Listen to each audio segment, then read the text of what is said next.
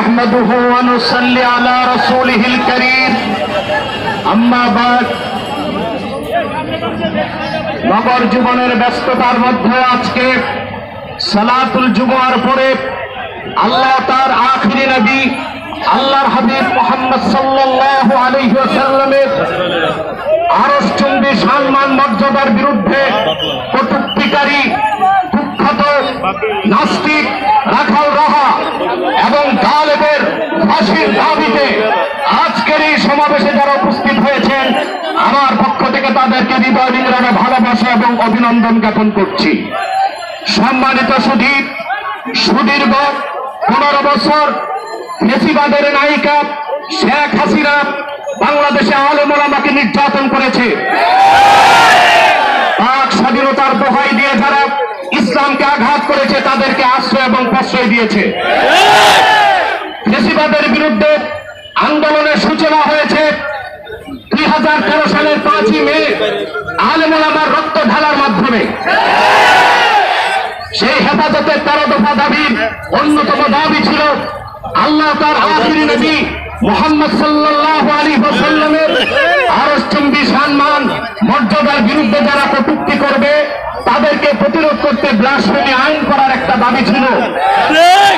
কিন্তু ভারত এবং ইসরায়েলের দালাল এই দেশের মুসলমানদের রক্তে যার হাত রঞ্জিত হয়েছে শেখ হাসিনা সেই দাবি মেনে নেয় নাই। আমরা ভেবেছিলাম 2024 সালের 5ই আগস্ট বাংলাদেশ স্বাধীন হয়েছে।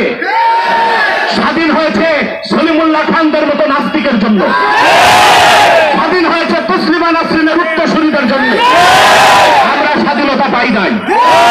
সেই বাংলাদেশে আল্লাহ তার হাবিব মুহাম্মদ সাল্লাল্লাহু আলাইহি ওয়াসাল্লামের আরশচুম্বী সম্মান মর্যাদার বিরুদ্ধে বাক স্বাধীনতার দোহাই দিয়ে নাস্তিকরা যখন তখন বেয়াদবি করে তাদের শাস্তি যদি না হয় আমরা মনে করি মুসলমান এখনো বাংলাদেশে পরাধীন। ৪১ আমরা স্বাধীন হই নাই, ৭১ স্বাধীন হই নাই, ৫ই আগস্ট স্বাধীন হই নাই। আরেকটা বিপ্লব হবে ঢেলে দিয়ে হলো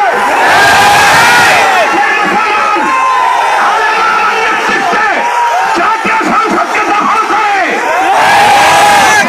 ফাঁসির রায়কে কার্যকর করবেন।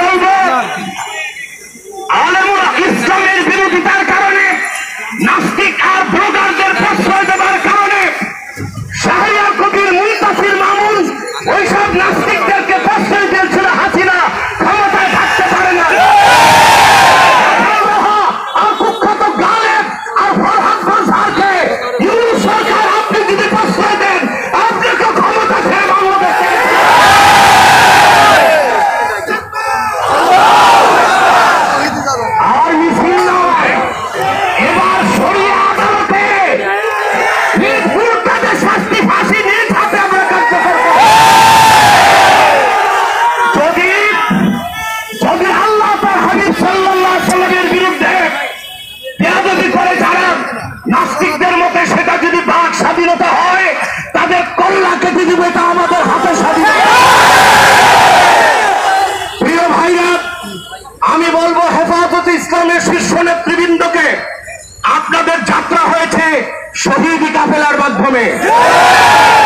আপনারা চূড়ান্ত প্রস্তুতি দিতে হবে। কুখ্যাত রাখাল রাহা গালেবকে গ্রেফতার করে ফাঁসি কাস্টে ঝুলাতে হবে। বই বাংলাদেশে চলবে না। কোরআন ও সুন্নাহ বিরোধী আল্লাহ তার আখিরি নবী মুহাম্মদ সাল্লাল্লাহু আলাইহি সাল্লামের আরশচুম্বী সম্মান মর্যাদার বিরুদ্ধে যেই কথা বলবে পাক স্বাধীনতার দোহাই দিয়ে আমরা আমাদের হাতের স্বাধীনতা চালু করে দিব। তখন আবার চরমপন্থা বলবেন না। 5ই আগস্ট আপনারা দেশ দখল করেছেন গণতান্ত্রিক পদ্ধতিতে না চরমপন্থায়। মুসলমানও চরমপন্থায় নামতে বাধ্য হবে। আমাদের কলিজার রক্ত রক্তের ঘটনা হচ্ছে। রাখাল রাহা আর কুখ্যাত সোহেল গালেবের খুঁটির জোর কোথায় জানতে চায়। এবার আমি বলছি একটি কথা, সকল মাযহাবের ইমামগণ একমত। قد انعقد الإجماع على أن من سب الله ورسوله صلى الله عليه وسلم يكفر ويقتل ولا تقبل توبة। আল্লাহ তার আখির নবী মুহাম্মদ সাল্লাল্লাহু আলাইহি সাল্লামের আরশচুম্বী সম্মান মর্যাদার বিরুদ্ধে যদি কেউ বক্তব্য দেয় সে কাফের বলে ঘোষিত হবে, আর তার একমাত্র শাস্তি মৃত্যু।